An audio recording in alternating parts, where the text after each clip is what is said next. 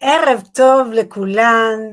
עמותת מדונה גאה לקיים את הוובינר השני בנושא תזונה חכמה בגיל המעבר. שמי מלי קושה ואני חברת ועד המנהל בעמותת מדונה, נשים בשביל הבריאות, והמטרה שלנו לקדם בריאות נשים בישראל וביניהם גם נשים בגיל המעבר. מעל 1,250,000 נשים נמצאות בגיל המעבר, ואני שמחה לקיים הערב את הוובינר עם 3 דיאטניות מומחיות, עמית גנור, מנכ"לית עמותת הדיאטנים ומחברת הספר תזונת המעגלים הנשית, שירלי גרשטיין, עוזרת דיאטנית ראשית במאוחדת, ונועה בר זיו, דיאטנית מחוזית במחוז צפון בלאומית שירותי בריאות. ותעקבו אחרי הוובינרים שלנו, אנחנו מפרסמים ברשת, בפייסבוק, בלינקדין, יש לנו סדרה שלמה, יהיה לנו גם פודקאסטים ועוד וובינרים, ובואו נפתח את ההרצאה עם עמית גנור, מנכ"לית עמותת הדיאטנים בישראל, היא הגורו שמלמדת את רוב הדיאטנים במדינת ישראל על תזונה חכמה בגיל המעבר ובכלל. עמית, בבקשה. ערב טוב לכולם, תודה רבה מלי. אני בהחלט חייבת להגיד שאני נורא מתרגשת, כי נרשמו 2,000 נשים, ואולי גם גברים, אנחנו לא יודעים, וזה בהחלט כמות נכבדת של נשים שכנראה באמת רוצות לקבל מידע מעודכן בנושא של גיל המעבר, בנושא של תזונה בגיל המעבר, קראנו לזה תזונה חכמה בגיל המעבר, להכיר את הקוד החדש של הגוף שלך, וזה ממש נכון. ובאמת, כמו שכבר אמרת, לוובינר הזה אנחנו חברו 2 קופות החולים, מאוחדת ולאומית, ואחר כך ניתן את רשות הדיבור לדיאטניות משתי הקופות, שבאמת תסברנה על איזה פרויקטים או מה ניתן לקבל בשתי הקופות האלה, בכל הנושא של תחום של גיל המעבר, שאני באמת מאוד שמחה שהוא סוף סוף עלה ככה לכותרות, בסוגריים, אישור של ה-FDA מלפני שבוע בדיוק, היה לי ההזדמנות לראות את האירוע הזה שהייתי בארצות הברית, שה-FDA אישר להוריד את ה-black box, את הקופסה השחורה, את כל התוויות הנגד של ההורמונים, וזה בהחלט מעלה לשיח שוב פעם את הצורך הזה לטפל נכון, לטפל מדויק בנשים בגיל המעבר. אני דיאטנית וכמובן אדבר איתכם על התזונה. אז מלי כבר הזכירה את 2 הדיאטניות, רק נתבקשתי לומר שאם מישהו לא הצליחה להתחבר, הוובינר הזה מוקלט והוא אחר כך יועבר במייל לכל הנרשמות. ובינתיים כבר רשמתי לי איזה 20 שאלות בצ'אט, אלה שמה שנקרא נכנסו טרם המועד, אבל אתם מוזמנים לשאול שאלות. אני לא מבטיחה שאני אעלה על הכל, ננסה לעשות את זה, אבל אולי אם תהיינה שאלות רבות מדי, אנחנו נעשה עוד סשן אולי לתת פתרונות, ואני כבר ראיתי שבשאלות יש הרבה נשים שתקבלן את התשובות דרך המצגת שלי, אז אני מאוד שמחה שאני חושבת שקלעתי גם לשאלות שלכם. אז זהו, אז נתחיל. תזונה חכמה אוי, רגע, מה זה זז לי פה? תזונה חכמה במנופאוז, גיל המעבר.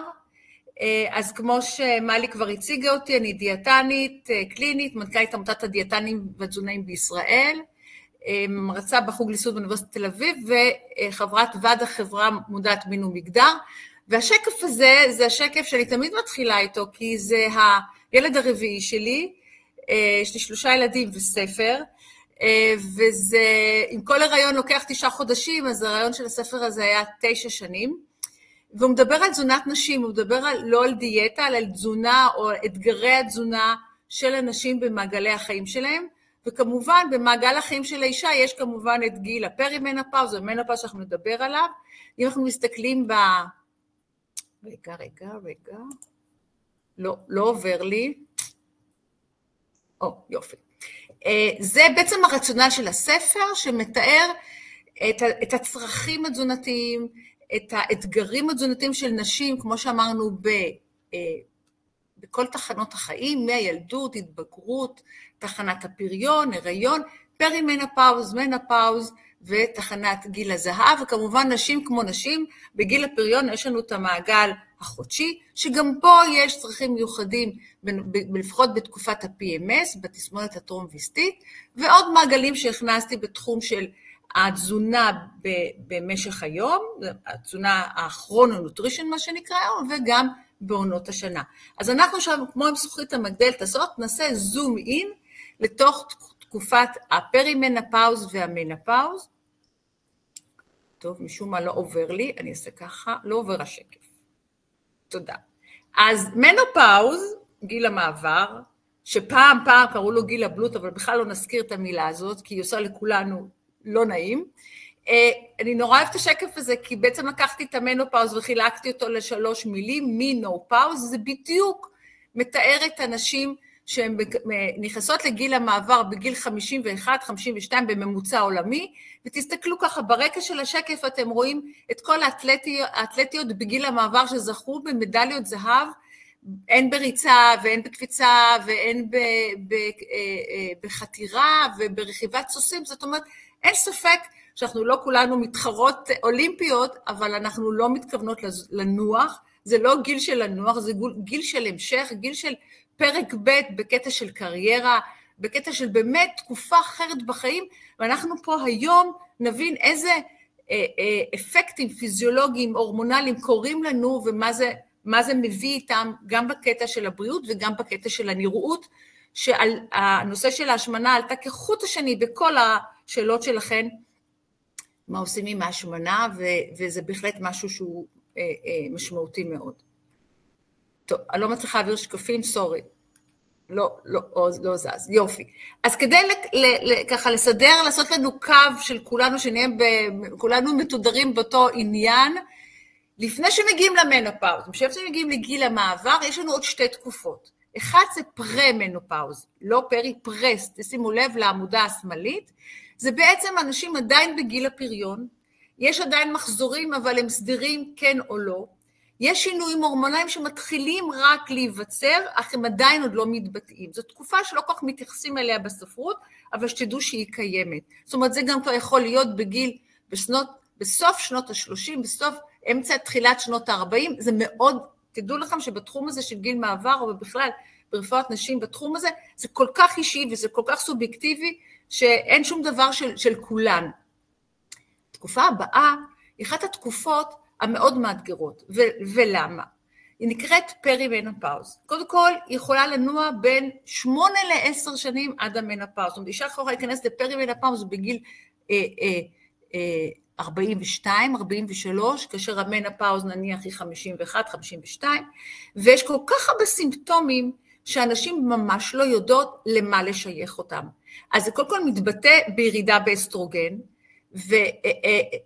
הירידה היא די דרמטית, זה לא שזה ככה לאט לאט, הירידה היא די דרמטית, והירידה באסטרוגן הזה משפיע עלינו להמון דברים. אז מתחילים הסימפטומים של המנופאוז, ויש הרבה מאוד סימפטומים כאלה ואחרים, יש שינויים בתדירות המחזורים, קיצור או הערכה שלהם, ואז מתחילים גלי החום, בעיות בשינה, שינויים במצב רוח, ונשים באמת לא יודעות למה לשייך את זה, כי לפעמים עדיין יש מחזור, ואנשים חושבות שאם יש עדיין מחזור, אז הם בגיל הפריון והכל בסדר. בספרי, תזונת המעגלים הנשית, בפרק של הפרימנופאוז, אני מספרת סיפורים מהקליניקה, ואני חייבת לספר בשתי שניות, שנכנסה עלי מטופלת עם המון סימפטומים, לא קשורים לשום דבר, בגיל 45, ובאמת אף רופא לא יודע מה יש לה. אז היא אמרה לי, בתחילת הסשן, היא אמרה לי, אולי תשלחי אותי כבר לפסיכיאטר, אני לא יודעת מה יש לי. לא היה לה כלום. היא פשוט הייתה בתקופת הפרימנופאוז, וזה נורא חשוב לעזור לאישה, באמת לאפיין אותה, להרגיע אותה, ולדעת להתחיל לטפל, לפחות בתחום שלי, בתחום של התזונה.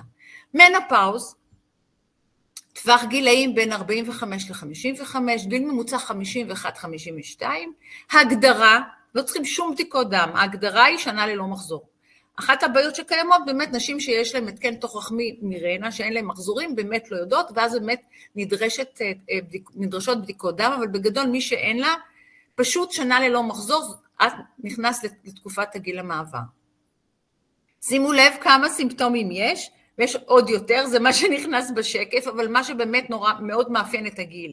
זה גלי חום, זה בעיות בשינה, שזה אומר קושי בהירדמות, יקיצות באמצע הלילה, ובזה זה נגמר, חוסר יכולת לחזור ולישון, שינויים במצב רוח, אי-נוחות בשדיים, עלייה במשקל, תכף נראה, עוד בפרימנופאוז, תכף תראו את השקף הזה, שינויים בשיער, הידלדלות של שיער, הגברה בקצב הלב, כאבי ראש, מיגרנות, ירידה בחשק המיני, בעיות בזיכרון, כאבי שרירים, דלקות חוזרות בתרכי השתן, הזעות ליליות, דיכאון, חרדה, חוסר שקט, חולשה, אור יבש, יובש נרתיקי, דחיפות במתן שתן, עלייה בכולסטרול.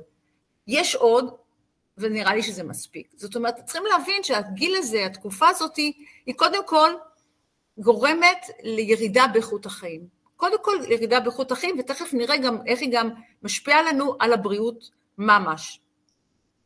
אז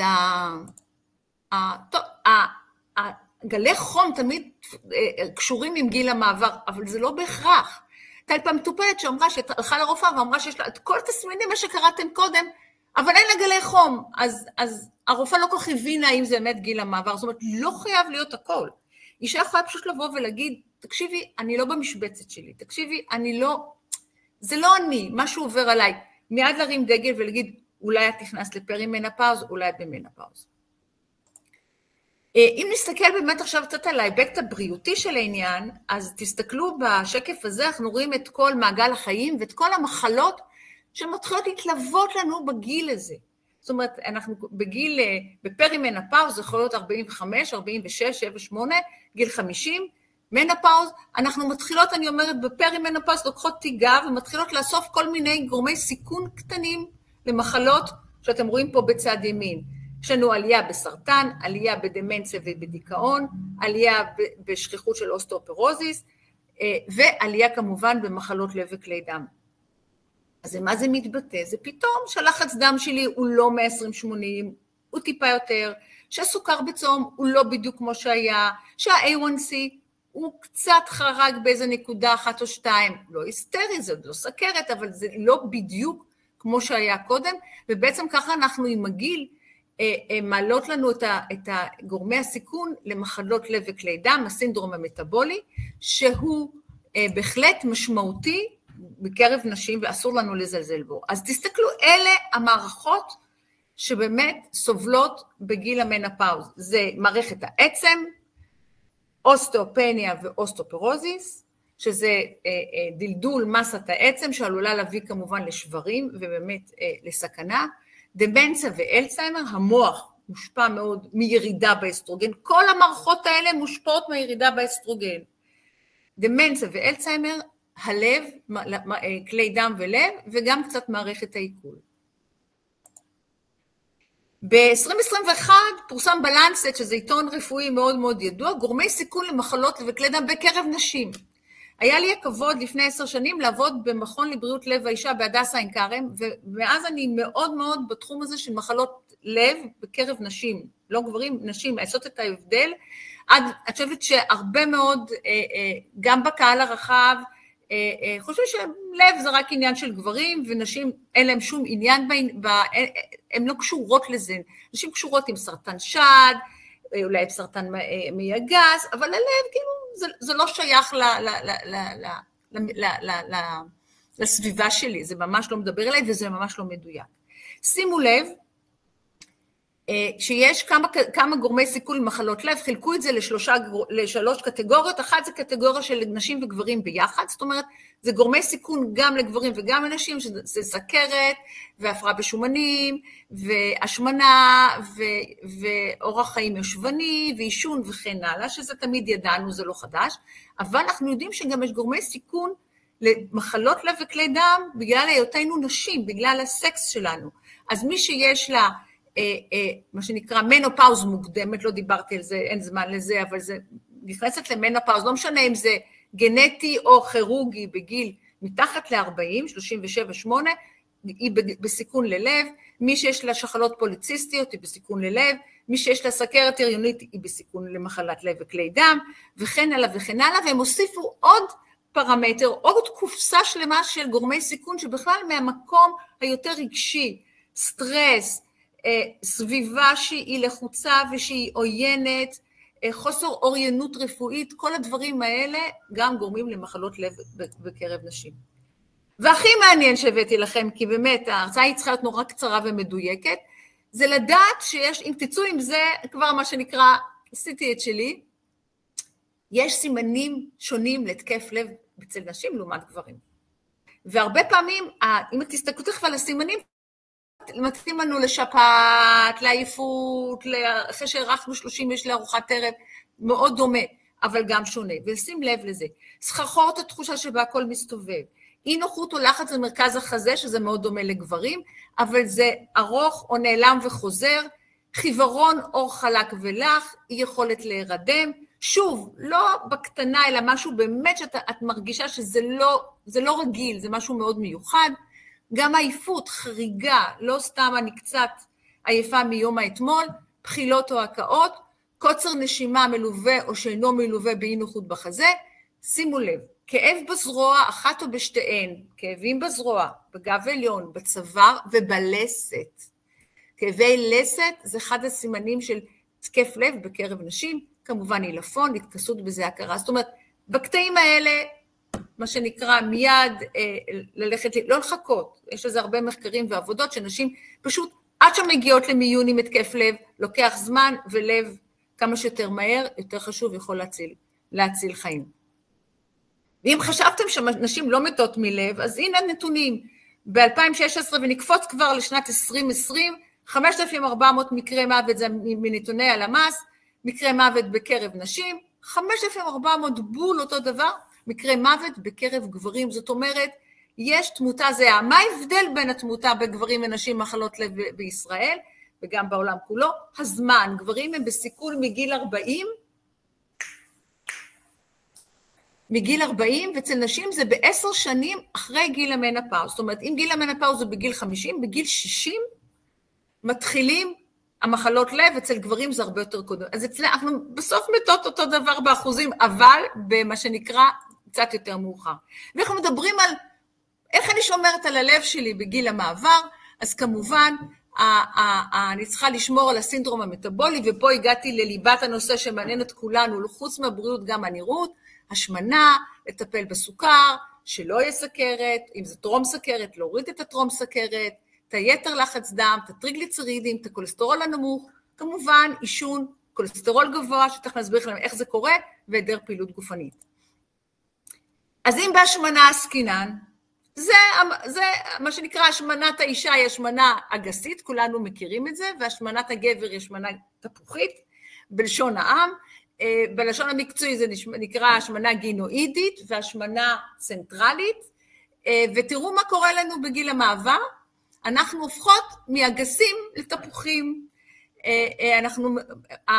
יש שינוי בפיזור השומן בגיל המעבר, שמישהי שאלה פה מה קורה, למה זה קורה, זה קורה בגלל הירידה באסטרוגן. האסטרוגן גורם לנו לאגור בבטן ופחות בירכיים, פחות באגן הירכיים. אז תגידו, איך אני בעצם מגדירה את השמנה והרכב הגוף? אני חייבת להגיד פה שהנושא של הרכב גוף הוא מאוד קריטי.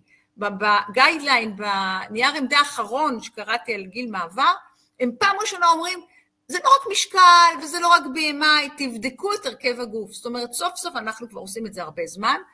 חברותיי הדיאטניות מכירות את זה, וכל הסקטור שלנו מאוד מאוד בקיא כבר בהרכב גוף, זה שריר מול שומן, ובכלל לדעת איך זה נראה מבפנים, לא רק מה נראה מבחוץ, ורק לא רק משקל וגובה.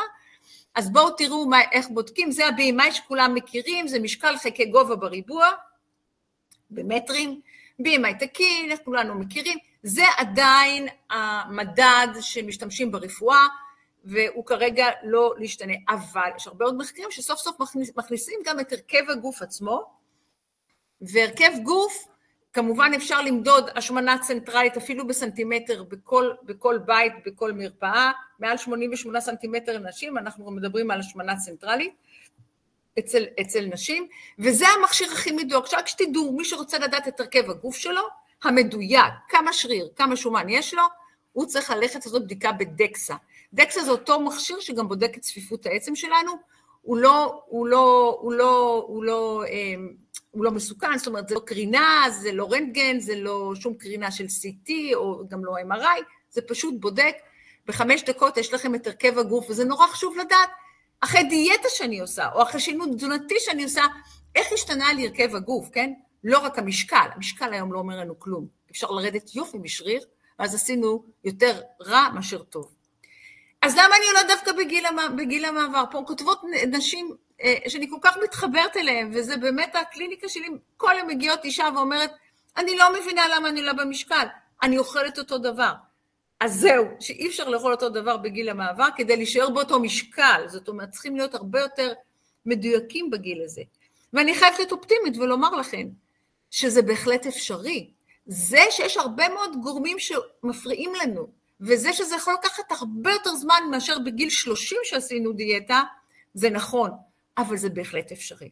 בהחלט אפשרי. אז למה אנחנו עולים בגיל המעבר? בגלל ההורמונים, בגלל שאין לנו אסטרוגן, מה שקורה אסטרוגן יורד, יש לנו יותר טסטוסטרון, אנחנו הופכות להיות מה שנקרא יותר טסטוסטרוניות, יותר גבריות, מה שגורם לנו באמת לשינוע של השומן ושהוא מצטבר בבטן, ולאט לאט הטסטוסטרון הזה גם יורד, וכשהטסטוסטרון הזה יורד, הוא גם מפריע לנו לייצר, לסנטז שרירים, קשה לנו מאוד בגיל המעבר לממש לבנות שריר, אפשר, הכל אפשר, אבל זה יותר מסובך, בגלל שיש לנו פחות טסטוסטרון, שבאופן בסיסי עוזר לנו לייצר יותר שריר, ושריר כדי לייצר אותו, לעשות סינתזה של שריר, זה לוקח הרבה אנרגיה, הנה אין לנו את האנרגיה הזאת שמתבזבזת בקטע של הירידה המשקל, אנחנו יודעים שהאסטרוגן משפיע על השומן שנמצא בתוך השריר,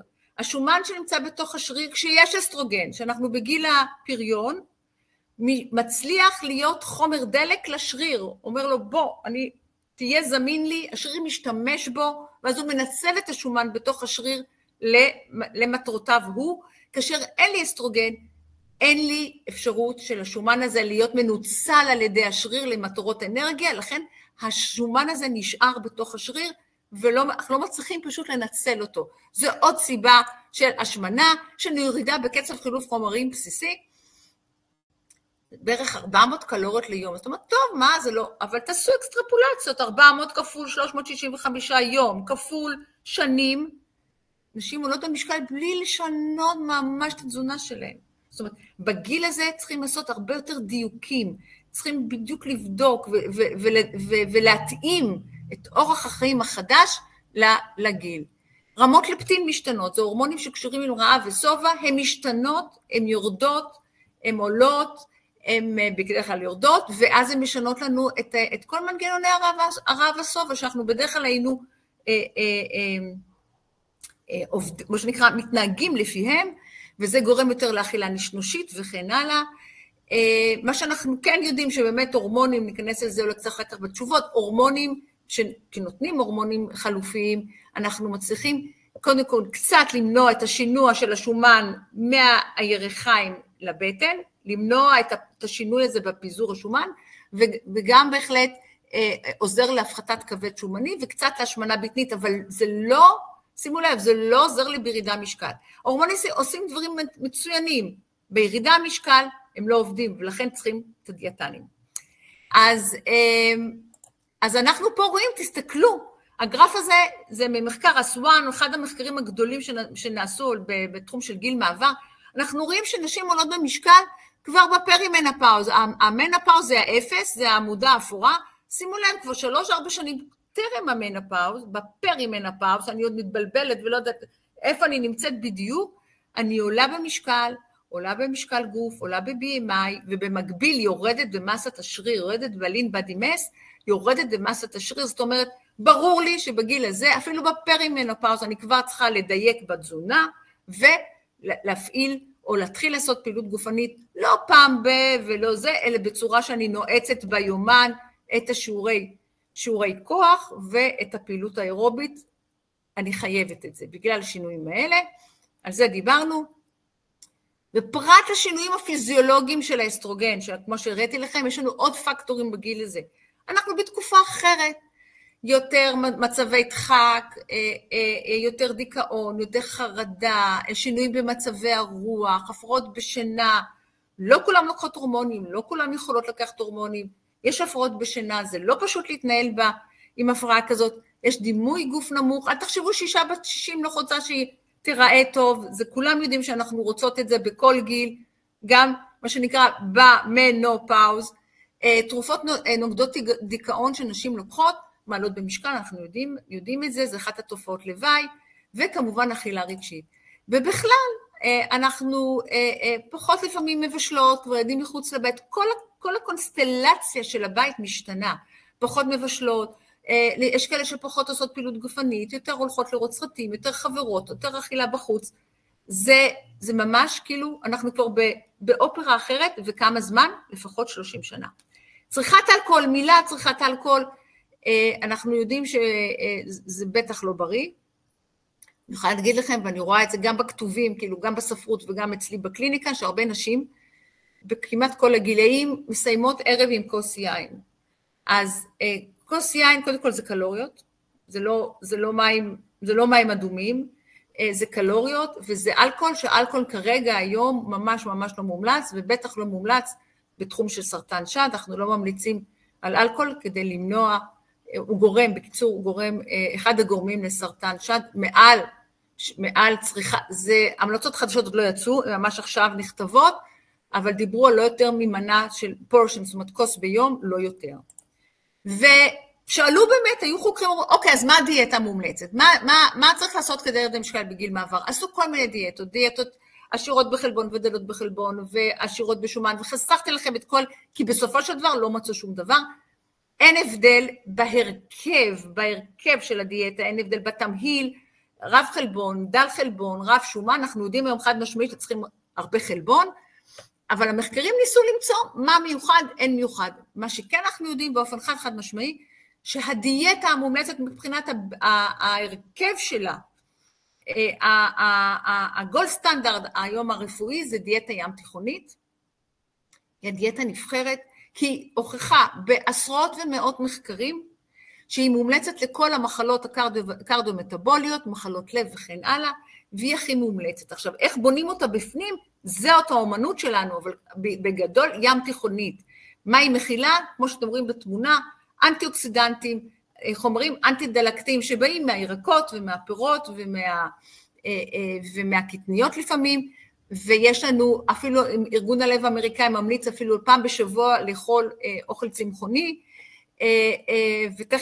ותכף נרד לרזולוציות של גיל המעבר, אבל ירקות זה דיאטה ים תיכונית, ירקות, פירות, אגוזים, אני כבר פותחת סוגריים, במשורה, בריא, הרבה מאוד קלוריות, אפשר להכניס את התפריט, ברור, השאלה בדיוק כמה, סיבים צונתיים, מאוד בריאים, אני לא נכנסת עכשיו בכלל למיקרוביום, אני יכולה לדבר על זה לפחות שעתיים, אבל תדעו לכם שסיבים תזונתיים זה האוכל של המיקרוביום, שגם לא יש השפעה על השמנה בגיל המעבר, לא נכנסתי לזה, אבל רק שתדעו שזה נורא בריא, חוץ מאנטי-אוקסידנטים וכל אלה, זה גם אוכל של החיידקים הטובים שלנו במעי הגס, בשר רזה, ובבקר ממש מעט פעם בשבוע, יחסים של שומנים טובים, חד בלתי רווי, שמן זית, אבוקדו, שוב, אנחנו לא צריכות הרבה, ממש מעט, מי שאוכלת אבוקדו שלם, היא צריכה לדעת שאוכלת 400 קלוריות, בריא, אבל יש לזה ערך קלורי לא מבוטל. עשירה בקטניות, קטניות זה הסופר פוד, ולא קינוע, שזה יופי של דגן, עשיר בסיבים, אבל קטניות זה הסופר פוד, יש בהם סיבים מצוינים, בריאים, מורידים כולסטרול, מורידים סוכר, אוכל למיקרוביום, שתייה וכן הלאה. והנה הגיידליין שיצא מטעם הקנדים, לצערי אין לנו גיידליין לגיל מעבר, בתזונה אני מדברת, ואני גם אתן לכם את האפדייט שלו, לא היה ממש לא חידש, אז ממש עוברים איבר, ובאיבר תראו איך שאישה נכנסת אליי בגיל מעבר, אני עושה ככה צ'ק על כל איבר, אני אומרת רגע פה, מה קורה פה, צריכים באמת לעשות את תכלול של כל הרכיב, כל ההמלצות, כל המצב הבריאותי, כל אחד בא עם הסיפור שלה, ואז באמת אפשר להתאים חליפת תזונה מתאימה. אז אם דיברנו על השמנה, אז אנשים עולות במשקל שתדעו בממוצע 5 קילו, ואני אומרת שזה ממש underestimate, זה ממש לא ממש קורה בשטח. אני רואה מטופלות בין 7 ל10 קילו, ככה, 5 קילו אפילו תוך שנתיים, לא שעשו שינוי גדול בתזונה שלהם. זה פשוט בגלל שאין לנו אסטרוגן. אנחנו לא אשמות בזה. השם האסטרוגן שנעלם לנו מהגוף, ואנחנו צריכות עכשיו לחיות עוד 30 שנה בטוב, בבריאות טובה, ובתחושה טובה ובמצב רוח טוב. אז יש עלייה של בין 5 ל10 קילו. השמנה, רק שתדעו, השמנה ויסרלית, השמנה של הבטן שיש לנו עכשיו, בגלל שאנחנו יותר טסטוסטרוניות מאשר היינו לפני 20 שנה, גם קשורה לדמנציה. מסתבר שיש רמות גבוהות של אינסולין שפוגעות בהיפוקמפוס, במוח או בקורטקס, שם יש הרבה רצפטור בלי אינסולין, אז אני לא רוצה הרבה אינסולין בדם, השמנה מביאה להיפרינסולינמיה, אז גם זה בקטע של הדמנציה. מה עושים? צריכים לרדת במשקל. איך יודעים במשקל? צריכים דיאטת קלוריות מתונה, כמובן, אנחנו אף פעם לא צריך לעשות את זה דרסטי, ופה זה באמת התאמה אישית של כל אחת ואחת עם הדיאטנית שלה. רמת חלבון חייבת להיות בין גרם לגרם נקודה 2 פר קילו ביום. אם אני שוקלת 80 קילו, אני צריכה 80 או 80 כפול 1.2 ביום, ותדעו לכם שזה האתגר הכי גדול שלי כדיאטנית, שמטפלת באנשים בגיל המעבר, למצוא להם מספיק חלבון, מפוזר על 3 פעמים ביום, כדי שהם תקבלנה את החומרי גלם, לבנות את השריר, ולמנוע את הסרקופניה, שזה דידול השריר שקורה לנו anyway, כשהם עושות פעילות גופנית, ובכלל, כן? אז לכל סלט עם טחינה זה נורא בריא, אבל זה 0 חלבון, או 2 גרם, או משהו כזה. צריכים כל הזמן לדעת איך אני משיגה מספיק חלבון. איך אני שומרת עכשיו על השריר ועל העצם בגיל המעבר, אוקיי? יש לי ירידה במסת השריר, יש לי ירידה בכוח. מה זה הכוח? זה שאני מנסה לפתוח קופסת ריבה, ואני לא מצליחה בשום אופן, גם לא עם המגבת. יש לי ירידה בכוח, יש מכשירים שבודקים את הכוח, זה לא מסה, זה הכוח, אוקיי?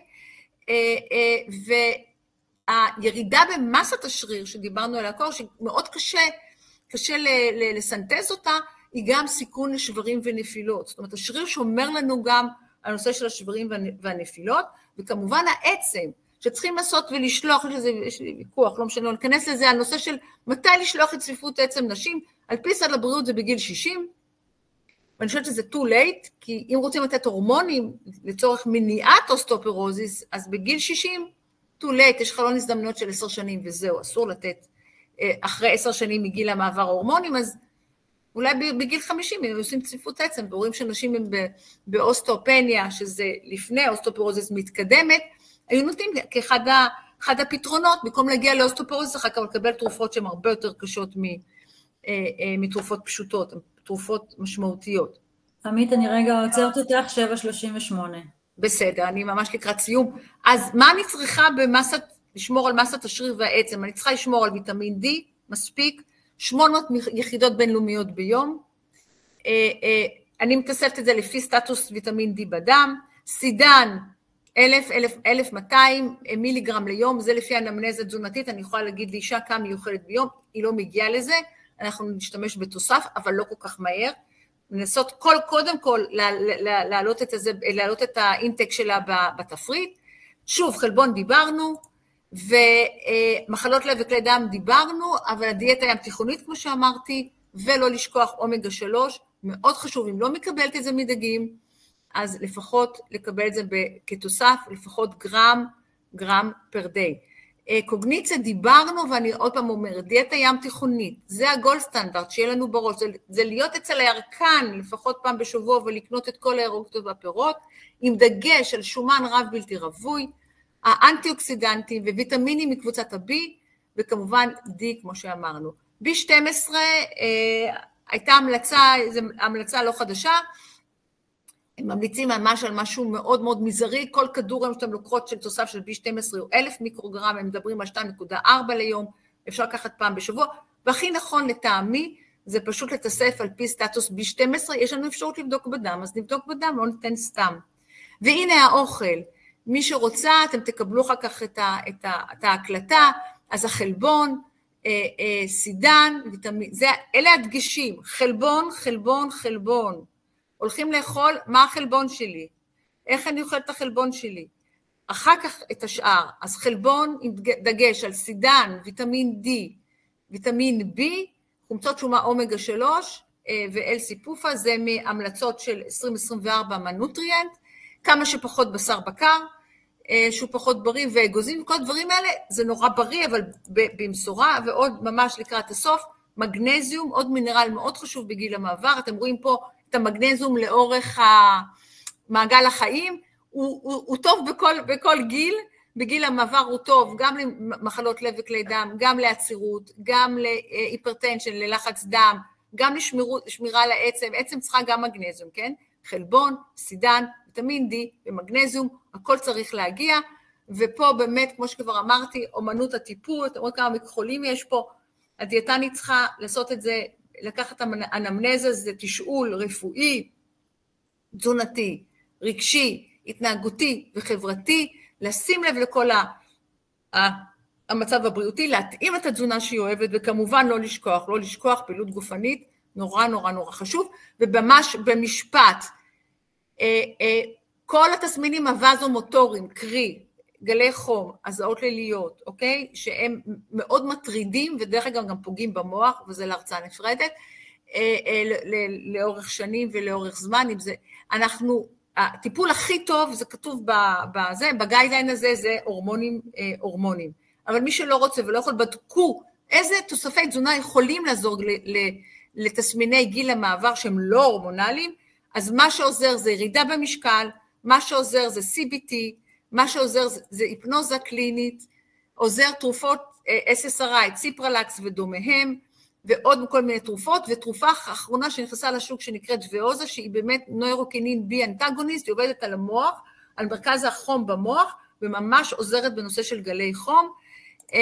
כל השאר שנבדקו, כוח שחור לצערנו הרב לא הוכח מדעית שהוא עוזר, זה הסימידונה מי שמכיר, תמיד אפשר לנסות, אין פה ספק, תמיד אפשר לנסות, אבל מדעית זה לא הוכח, שמן נר הלילה, ג'ינסנג, כל הדברים בדקו באמת תוספים מתוספים, שיח אברהם, גדילה נחלה, ויטמין E, אומגה, כל הדברים האלה לא עוזר. יש איזה עוד דיקור, אבל זה עדיין לא מומלץ, זה עוד לא, יש כל מיני ניתוחים, אבל לא ניכנס לזה. חבר'ה, תודה רבה, 1942, אני רוצה, קודם כל תודה רבה, אני בוובינר, אז אני לא רואה אף אחד, אני מדברת עם המחשב, אני רוצה בשלב זה להזמין את שירלי גרינשטיין, שהיא העוזרת הדיאטנית הראשית של קופת חולים מאוחדת, שתספר לנו מה עושה קופת חולים מאוחדת לגיל המעבר. שירלי, הבמה שלך. טוב, תודה רבה עמית, ההרצאה הייתה פשוט מאלפת, ואני באמת רוצה לספר מה אנחנו במאוחדת עושות לטובת אנשים בגיל המעבר. אז קודם כל, 65 דיאטניות מהדיאטניות של מאוחדת סיימו ממש בימים אלו את הקורס המצוין בהנחיה ובהובלה של עמית גנור ושל דוקטור קופרניק, והן דיאטניות שעכשיו משתלבות גם כדיאטניות רגילות במרפאות, אבל גם כן משתלבות בתוך שני מסעות שקוראים עכשיו בגיל המעבר.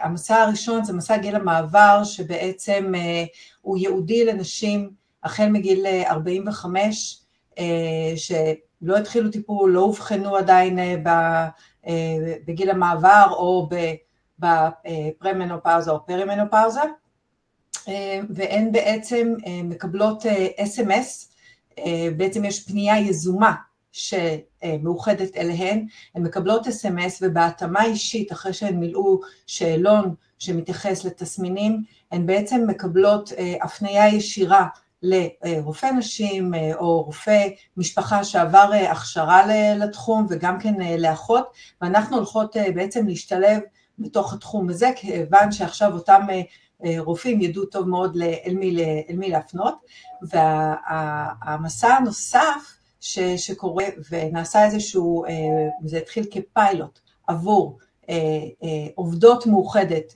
בגיל המעבר, שבעצם השתתפו בסדנה שהתחילה כסדנה דיגיטלית, זה היה עוד לפני כשנה, בתקופת המלחמה, זו הייתה סדנה דיגיטלית בת 5 מפגשים בתחומים שונים והרצאות שונות, שגם אנחנו השתלבנו בתוכן, ועכשיו יש סדנה נוספת לעובדות מאוחדת, שבעצם גם כן הולכים לדבר על נושאים שונים, ואנחנו הולכות להשתלב, אני הולכת להרצות שם, בנושא תזונה בגיל המעבר, ואנחנו משתלבות בתוך כל המסע הזה, ומלוות את אותן מטופלות, בדיוק כפי שעמית הרצתה בהרצאה מצוינת שהייתה לה, וניתן למצוא אותן, אנחנו מפוזרות בכל הארץ, כפי שאמרתי, אנחנו 65 דיאטניות שסיימו עכשיו את הקורס המצוין, ומוזמנות לקבוע אלינו תור דרך האפליקציה או דרך המוקד, בשמחה. תודה רבה שירלי, איזה כיף, עושים שינוי, אנחנו עושות שינוי, ואני רוצה להזמין לבמה הווירטואלית את נועה בר זיו, שהיא דיאטנית מחוזית מלאומית, שגם שם היו אלו דיאטן שעברו את הקורס, אז בואי תספרי לנו מה לאומית נותנת לנו. קודם כל באמת גם תודה על ההרצאה, אני חייבת להגיד שגם אני התחדשתי לי בכמה פרטי מידע, שזה ממש משמח. אז אצלנו בלאומית באמת, כמו שאתם רואים, זה קודם כל את, אז אנשים הם במרכז של הקופה, ובעיקר, זאת אומרת, בכל שלב, ובהחלט גם בגיל מעבר, אז אנחנו עובדים באמת בימים האלה, ממש ממש עכשיו, על מרפאות שיהיו גם מרפאות וירטואליות, וגם מרפאות ויזואליות, לנשים בגיל מעבר, שיהיו בהם כל אנשי המקצוע הרלוונטיים, גם דיאטניות, גם רופאים, וגם אנשי מקצועות הבריאות האחרים. אצלנו באמת גם, כמובן, זה היה אותו קורס שעברו בעתיד דיאטניות, עשרות דיאטניות שלנו ברחבי הארץ עברו את הקורס, והם עובדות במרפאות כלליות של הקופה, ויש לנו גם דיאטניות במרכזי בריאות האישה, שיש להם התמחות בגיל מעבר, ובנושאים נוספים של נשים, אנדומטריוזיס, הריון וכו', אבל באמת כרגע גם התמחות של גיל מעבר. ואנחנו באמת עובדים גם על אפליקציות, וגם על פגישות וירטואליות, וגם פגישות זום, כלומר אנחנו באמת שם כבר, והידע אצלנו, אנחנו כבר מומחיות בזה כבר מזה זמן, וזהו, אני רוצה להודות לכולם, לכל מי שהשתתף פה, אנחנו נשמח להיות בקשר גם בהמשך. תודה נועה. איזה כיף, ממש הרגישה שאנחנו משנות דברים. ממש. תענוג. ממש בתור אחת של גיל מעבר, שכבר בתוך גיל המעבר, זה כל כך שונה ממה שהיה לפני כמה שנים, זה ממש קפיצות ענקיות. נכון, אז תודה רבה, ואני עוברת ככה במה שנקרא, במעבר חד, אנחנו אומרים בטלוויזיה, במעבר חד, לשאלות ששאלתן, אני רשמתי לפחות ה-20 הראשונות, אני מקווה שיהיה לנו זמן, ואם לא, אז ליה תעדכן אותי מה לעשות, אבל אני מתחילה אחת, נטלי שאלה, אם אפשר לקחת, היא לקחה גלולות כנראה, הורמונים בגיל מעבר, אחר כך היא הפסיקה 4 שנים, אפשר לחזור לזה, זה ישר ללכת לרופא ולשאול אותו, זה לא בסמכותי להגיד את הדברים האלה, אז כמובן לגשת לרופא, כל הרופאי נשים, יש להם את ההשכלה הבסיסית, אבל תדעו לכם רופאים שהם יותר מתמחים בגיל מעבר, אז שווה לחפש אותם באמת, לקבל באמת כל המידע, אז זה מה שנקרא שאלה לרופא. גלית מדברת על כבד בטני, אולי התכוונה או על שומן בטני או על כבד שומני, אז כתבתי לעצמי אם זה כבד שומני, האם אפשר להוריד אותו, שוב, אם זה שומן בטני, שומן צנטרלי, שאחר כך יש עוד שאלות על זה, כמו שאמרתי, זה חלק מהמשחק שלנו, זה חלק ממה שקורה לנו בגיל המעבר, בוודאי שאפשר להוריד. אין דיאטה מיוחדת שמורידה שומן בטני, ומי שמבטיח לכם את זה, זה לא ממש נכון. אם אני יורד במשקל, אני מורידה, ונכון, אני מורידה רק מאחוז השומן ולא מרקמת השריר, אני אוכלת נכון, מספיק חלבון, ועושה פעילות גופנית, אני מצליחה לשמור על מסת השריר, ולרדת באחוזי השומן. עכשיו, השומן יורד באופן מאוד אישי, מאוד סובייקטיבי ופרופורציונלי בגוף. יכול לרדת קצת בידיים וקצת ברגליים ובבטן. מי שיורד במשקל גם ירד בשומן הבטני.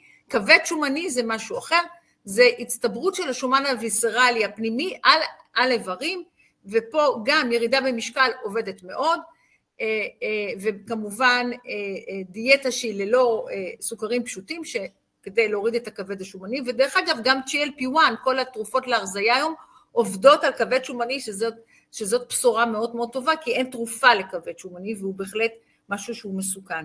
סבטלנה שאלה איך מרזים קשה, זה בדיוק המשפט, קשה ואפשרי. קשה ואפשרי, אני לא רוצה שאף אחד לא תצא פה מדוקת, ממש לא. זה אפשרי, רק צריכים לקחת אורך רוח, צריכים לקחת נשימה ארוכה, ואנחנו יוצאים עכשיו לא ל100 מטר משוכות, יוצאים למרתון, אבל המרתון בסוף מסתיים, ובסוף יש תוצאות נפלאות.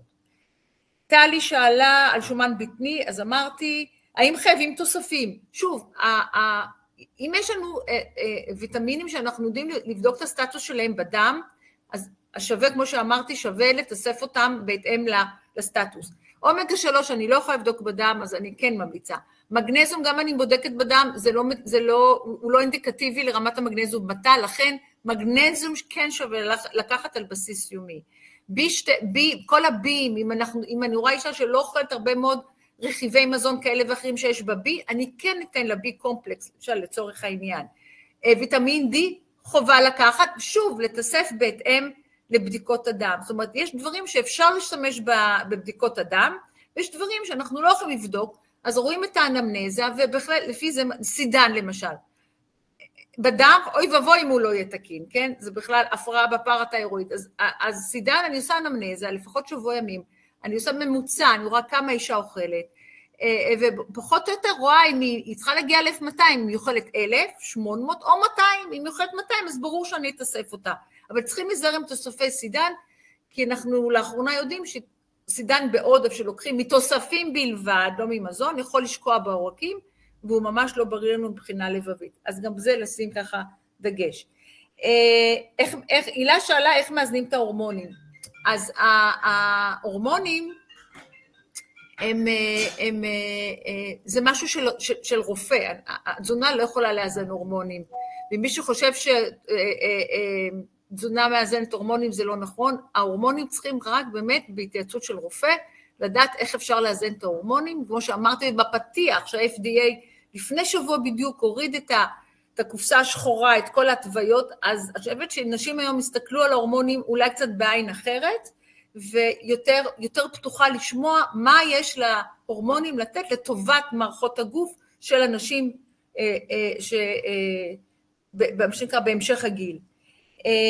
הפסקת ויגובי, אלה שאלה, הפסקת ויגובי להמשיך לשמור על משקל, ירדה הרבה מאוד, תראו, כל התרופות לירידה משקל, GLP-1, אם זה ויגובי או זמפיק שנותנים בכלל סכרת, זה תרופות שהן עוזרות מאוד בהפחתת התיאבון, ולפיכך גורמות לירידה במשקל, אבל הן גם משנות לנו, וזה אחד היתרונות שלה, הן משנות לנו את הסט פוינט של הגוף בהיבט של המשקל.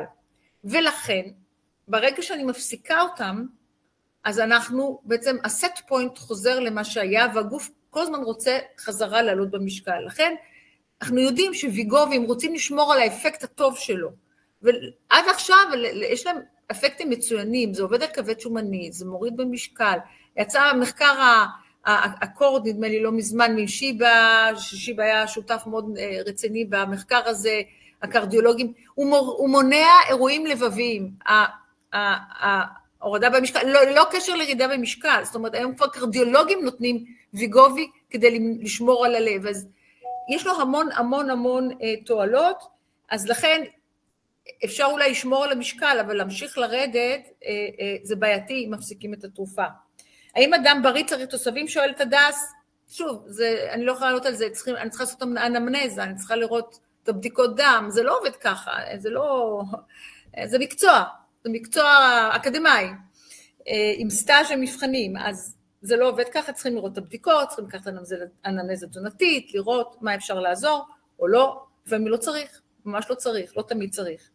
אורלי שאלה טיפים לירידה משקל, 4 פעמים בשבוע אימון אינטנסיבי, תראו, גם באימונים האינטנסיבי, יצא שם עבודת מחקר של אחד הדיאטנים אצלנו בסקטור, שהראה דוקטורט שהוא עשה, שאם עושים אימונים אינטנסיבי יותר מדי, זה פוגע בחילוף החומרים שהגוף מוציא על עבודות הפעילות הגופניות הרגילות, מה שנקרא הפעילות הספונטנית, שזה לא ממש, זאת אומרת, אף פעם פעילות גופנית לא מורידה משקל, אבל זה אפילו קצת אפילו מפריע, אז גם בזה צריכים להיות נורא בלנס, הכל במידה.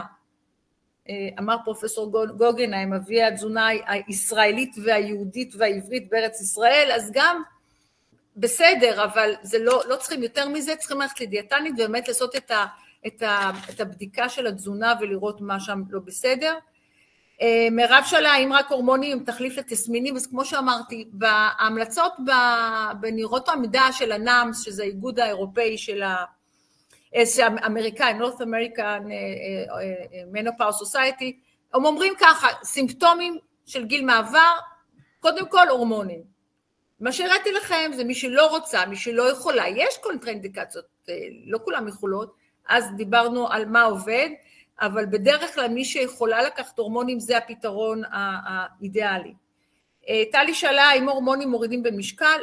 הם לא מורידים במשקל, הם עוזרים למנוע את השומן, את השינוע של השומן לבטן, אוקיי? הם עוזרים בשומן הבטני, שיהיה קצת פחות, אבל לא עוזרים במשקל, ממש לא, ולא מזרז או מעכב ירידה, לא מעלה במשקל ולא מוריד במשקל, פשוט עוזר למנוע את השינוע, את פיזור השומן השונה שקורה בהיעדר האסטרוגן. ורד שואלת, אוכלת כרגיל ולא יורדת גרם, למה? כשמגיעים מגיל המעבר, גם אם שאוכלים כרגיל, לא יורדים, צריכים לאכול קצת פחות, אז צריכים לראות איך אוכלים שבע וטוב, אבל עם פחות קלוריות. סבטלנה שם, אמרה שהיא בלי רחם, היא ניסתה מדבקות, עזר לה קצת, עכשיו יש גלי חום. חזרה לחזור לרופא, מיד לחזור לרופא, ולשאול אותו מה אפשר לקבל. כשאין רחם אפשר לתת רק אסטרוגן. הרבה מחקרים נעשו שרק על אסטרוגן, שהוא מדהים, אפילו מוריד סרטן שד, כשאין רחם הרבה יותר קל, כי בדרך כלל צריכים לקחת גם אסטרוגן וגם פרוגסטרון, אז לסבטלנה, אני בהחלט ממליצה לך לחזור לרופא המטפל, ולנסות אולי לחזור לרופא, בקיצור, הוא חייב לפתור לך את הבעיה, והוא יפתור, היא או הוא. חגית דיברה, שהיא מטופלת בתמוקסי, זה תרופה הורמונלית אחרי סרטן שד, יש לה סימפטומים, וזה דבר שמאוד דרך אגב מעניין לנו את הקהילה של גיל המעבר, שוב אני לא רופאה, אבל אני מאוד מעורה במה שקורה בכנסים, מאוד מדברים על זה שאנשים אחרי טיפולים שלוקחות המוקסי וכן הלאה, הרי אין מחזורים ואי אפשר לקחת הורמונים, מה עושים?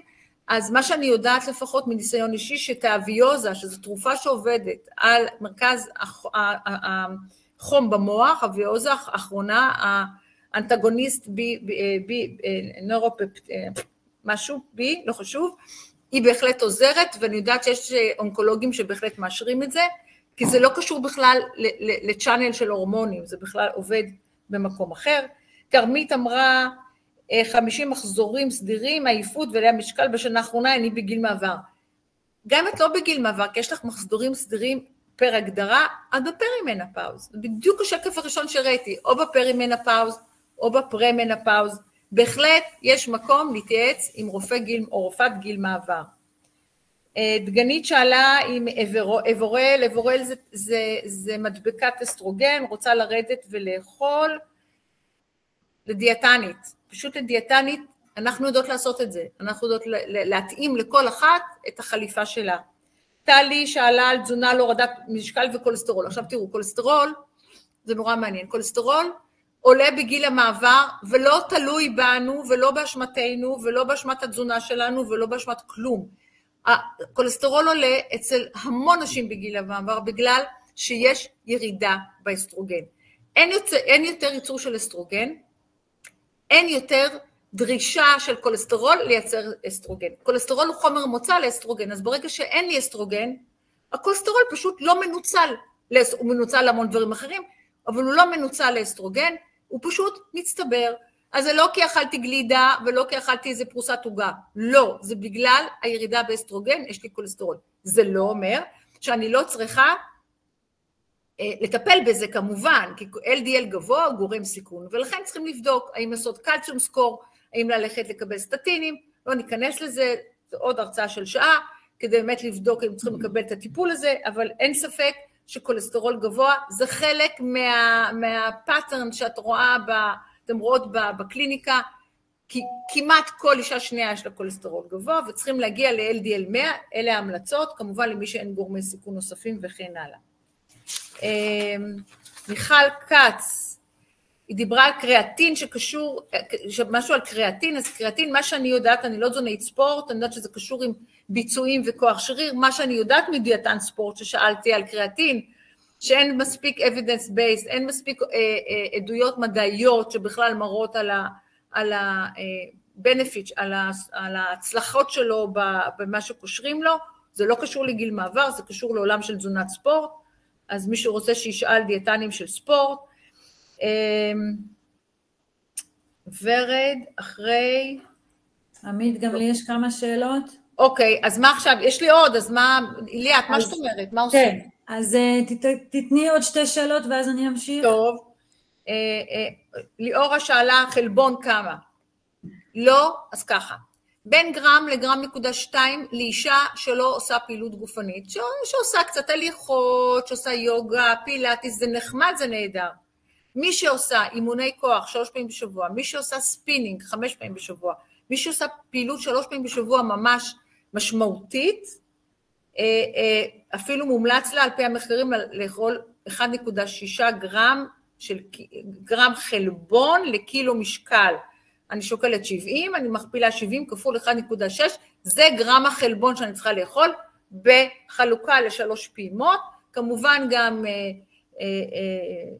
המדקדקים בחבורה מדברים על לאוצין, שזו חומצה אמינית שמזרזת את הסינתזה של החלבון, לפחות של 2 גרם בזה, אבל לא ניכנס לזה, זה כבר רזולוציות אחרות, אולי קצת יותר מורכבות. מקורות צידן לא מחלב, שאלה טובה, ולברזל. אז מקורות צידן לא מחלב, נכון שחלב באמת הוא מקור טוב לצידן, אפשר לקבל אותו גם מהירקות, אלא מה? הספיגה קצת פחות טובה. ולכן צריכים לעשות שוב פעם חישובים ולראות, כי צריכים לאכול כל כך הרבה מהירקות האלה, שהם נורא בריאים, כן? כל המצליבים וכל הקרובים וכל אלה, אבל שצריכים לאכול הרבה כדי להגיע לכמות באמת המומלצת של 1200 מיליגרם צידן, זה לא פשוט. זה ממש לא פשוט, אל תחשבו שזה נורא פשוט, הכל, אני מדברת פה ועל הנייר, ככה כבר חלבון, לא פשוט להגיע לא לחלבון ולא לסידן. עכשיו לגבי ברזל, שוב, אני לא יודעת מה הסיפור, זה נורא תלוי במקרה, אז אני חושבת ששווה ללכת לדיאטנית ולהתייעץ איתה, יש כמובן מקורות ברזל, רק מהחי, ומי שזה לא, מי שצמחוני, טבעוני, אפשר תמיד לקבל תוסף בכדור. אני חושבת שזהו. עמית, עכשיו תורך, יאללה, ליאת, דברי. טוב, אז באמת, קודם כל, מלא שאלות, יש פה 333 שאלות. אז לא נספיק את כולם, אבל באמת ענית על המון, ואני רק רוצה בהמשך למוצרי חלב. האם הם פוגעים או מועילים לספיגת צידן? פוגעים? ממש לא. מועילים ב100%. בוודאי, בוודאי. מה קורה עם נשים שיש להן תגובה לא טובה לקטניות? מה את נותנת תחליפים? תראי, קטניות זה חלבון מן הצומח. שוב, השאלה תחליף, באיזה אספקט? האם תחליף לחלבון? כן. תחליף לסיבים? תחליף לחלבון, אז כל ביצה זה חלבון, ודגים זה בחלבון, וטונה זה חלבון, ויוגורט זה חלבון, ויוגורט 20 גרם, שהוא בשנים האחרונות הגיע לשוק שלנו, הוא מעולה, כי הוא באמת פותר לנו המון חלונות, כן? יש לי 20 גרם חלבון, יש גם 25 גרם חלבון, זאת אומרת, זה בהחלט עוזר לנו להגיע למטרה. דווקא בקטניות, הן מאוד בריאות, הן סופר פוד, אלא מה? צריכים לאכול מהם הרבה כדי להגיע גם לכמות החלבון הנדרשת, הן מצוינות, אבל אם מי שלא אוהב, לא יכול, כואב לו, אלרגי, לא משנה מה, בהחלט אפשר לקבל חלבון מהמקורות שאמרתי, ואפשר ביצים לאכול, 2 ביצים ביום, שום בעיה, לא קשור לכולסטרול, אפשר להחזיר את הביצה לשולחן כבר הרבה שנים, וליהנות מחביתה של 2 ביצים ביום. וואו, איזה בשורה, אני כבר הולכת להכין. אבקת חלבון, דיברת על להתייעץ עם מישהו שמתזונאי ספורט, או את חושבת שזה יכול להיות תחליף אבקת חלבון? תראו, במקרה, אבקת חלבון אני נותנת, למה אני לא מתה על זה? כי זה אולטרה פרוסס פוד, זה חומר מעובד מאוד, אוקיי? תסתכלי על כל הרכיבים שבאבקת חלבון, תראי, יש לך איזה הרבה רכיבים, זה מזון מעובד, כאילו זה אבקה מעובדת. עכשיו, מתי אני כן נותנת את זה? בהחלט שאני עושה בדיקה ואני רואה שאני לא מצליחה להגיע בתפריט לכמות החלבון הנדרשת. אז אם אני מגיעה, יש לי מטופלת כזאת, טבעונית, שלא אוכלת כלום ושום דבר, וכלום ושום דבר, והיא עושה ספינינג 5 פעמים בשבוע, אני חייבת להשאיר אותה באבקת חלבון. אבל זה לא רע, שלא תבינו, זה לא רע, אני תמיד הלכת קודם כל על האוכל, ולא כי אני לא זה, בגלל שזה פשוט מזון מעובד, אנחנו רוצים כמה שפחות, אבל זה לא קריטי, יותר חשוב לי שתקבלי את החלבון, מאשר תקבלי קצת מזון מעובד. 16-8, היו כל מיני עניינים, מה ההמלצות לגבי זה? כותבת פה איזה מישהי ששכחתי את שמה, אבל מדהימה שירדה יפה מאוד בדיאטה הזאת, ספרי לנו רגע על זה. 16-8 זה סוג של דיאטה שאוכלים 8 שעות, 16 שעות סמים, הדיאטה הזאת עדיין במחקר, יש לי חבר טוב שהוא עושה דוקטורט על זה, זאת אומרת אנחנו ממש עוד לא יודעים מה, כל הזמן, בואו נגיד, כל הזמן עולים מחקרים עליה, היא ממש לא יודעים בדיוק מה, אין ספק שהיא דיאטה בריאה, כנראה שהגוף שהוא 16 שעות לא אוכל, הוא מתחיל להפעיל כל מיני מנגנונים שהם לטובתנו, בואו נגיד את זה ככה, ומה שנמצא במחקרים שזה מוריד קולסטרול וזה מוריד סוכר, היא בריאה חד משמעית. לגבי ירידה במשקל, זה עדיין נתון למה שנקרא, לקבל עוד נתונים ולקבל מטה-אנליזות, לראות באמת אם זה מוריד במשקל, כי זה לא לגמרי, אבל מי שזה טוב לו, היא ירדה במשקל וזה עושה לה מצוין, שתמשיך. מצוין, שאלה אחרונה, בספורט כמובן, האם הליכה, אנה שהיא ספורטאית מסתבר, הולכת 30 דקות כל יום ויורד במשקל, האם זה באמת ימשיך להוריד משקל או האם לשנות את סוג הספורט, האם להמשיך ב30 דקות ליום, מה ההמלצה? קודם כל הכבוד אנה וכולם צריכות ללכת 30 דקות ביום לפחות, צריכים 300 דקות בשבוע, אין ספק שאישה בגיל מעבר צריכה לשלב בין אימוני כוח ובאירובי. אירובי זה הליכה, אירובי זה ריצה, אירובי זה שחייה, אירובי זה סקוואט, לא משנה מה, ספינינג וכדומה. אימוני כוח ממש ממליצים מינימום 2 פעמים בשבוע, אימוני כוח, ואם היא יורדת ב30 דקות, אז בטח שתמשיך עם זה, זאת המלצה גורפת לכל אנשים בעולם, ללכת כל יום 30 דקות, אז אם זה טוב לה שתמשיך, מה שכן, שתוסיף אימוני כוח, זה מה שחשוב מאוד מאוד מאוד מאוד, ולצערי, מחקרים אחרונים מראים שלא יוגה, וליאת סורי, גם לא פילאטיס, זה לא יפה להגיד את זה. אני יודעת, לכן אמרתי כבר, סליחה, לפני שהתחלתי להגיד, אבל המחקרים האחרונים מדברים על זה שפילאטיס מכשירים, שבאמת זה נפלא וזה נהדר, ואני מתה על זה, לצערי לא מספיק, הוא נהדר בהמון דברים, אבל הוא לא מספיק ברמה של לפתח שריר, כמו אימוני כוח מול משקולות. שוב, תלוי למה הולכים. אני חושבת שהמשולש של הספורט, שזה כוח, אירובי וגמישות, היא נורא חשובה, זאת אומרת, האידיאל זה לעשות גם אימוני כוח, גם לעשות אירובי, וגם לעשות פילאטיס, או סלש יוגה, לא משנה, כל אחד מה שיבחר לו, זה נפלא, אבל אם אני רוצה לשמור על מסת השריר שלי, ולמנוע כמה שאני יכולה את הסרקופניה, שהיא, מה שנקרא, מגיעה אליי בכל מקרה. דילול עצם. לא, שריר, סרקופניה. סליחה, דילול שריר, כן. אוסטופניה זה עצם, אז אני צריכה להכניס בכוח, שני אימוני כוח בכוח בשבוע. 100%. ועכשיו שאלה שנשאלה לא אלייך, אלא יותר לקופות, אז השאלה שעלתה פה זה בעצם אין תורים לדיאטניות בקופות, שזה אין תורים בכלל באופן כללי, לא רק לדיאטניות, ומה שההמלצה פה ששירלי ממאוחדת אומרת, אני בטוחה שגם נועה מלאומית חושבת ככה, שקודם כל לקבוע תור, ותמיד יש ביטולים, אז תיכנסו לרשימת המתנה, כי יש ביטולים, ואפשר גם לקבוע תור דיגיטלי, וזה לא רע בכלל, הנה אתם פה בוובינר, זה נוח ופשוט, אז כדאי, במידה ויש דיאטנית שהיא לא באזור המגורים, בסוף התור מגיע. אני רוצה רגע בסיום להעלות את כולכם, אז שירלי, נועה ומלי, אם אתם יכולות לעלות פה, אני רוצה אתכן פה לסיום יפה, אז בבקשה. אז זו הזדמנות מצוינת להגיד תודה ענקית לגורו, לעמית גנור על הרצאה מרתקת, ולשתי הדיאטניות שהצטרפו ממאוחדת, שירלי ונועה מלאומית, וזה רק התחלה, זה נתן תיאבון, ואנחנו נמשיך לעסוק בוובינרים לקהל הרחב, על גיל המעבר ובכלל, תעקבו אחרינו ברשת, זה הוובינר השני, יש לנו את הכתובות שלכם, את המיילים שלכם, ונוכל לפרסם לכם גם על הוובינרים הבאים, ותוכלו לעקוב גם בנשים בשביל הבריאות מדונה, ברשת הפייסבוק ולינקדין, ששם אנחנו מפרסמים את כל המועדים שלנו, גם לוובינר וגם לפודקאסט, וזה היה פשוט מרתק ונתן תיאבון לעוד, אז תודה ענקית. תודה רבה לך, מלי וליאת המדהימה, שיש לנו כבר שעות עבודה, תודה רבה על ההזדמנות, באמת, היה לי לכבוד, ואני חושבת שאני נורא שמחה ברמת הסקטור שלנו כדיאטניות להוביל את התחום הזה, והנה שתי הדיאטניות שעשו את הקורס וכבר מובילות את זה בקופות, זה ממש התחלה של שינוי משמעותי לטובת אנשים. יש לנו מעל 1,250,000 נשים במדינת ישראל שנמצאות בגיל המעבר.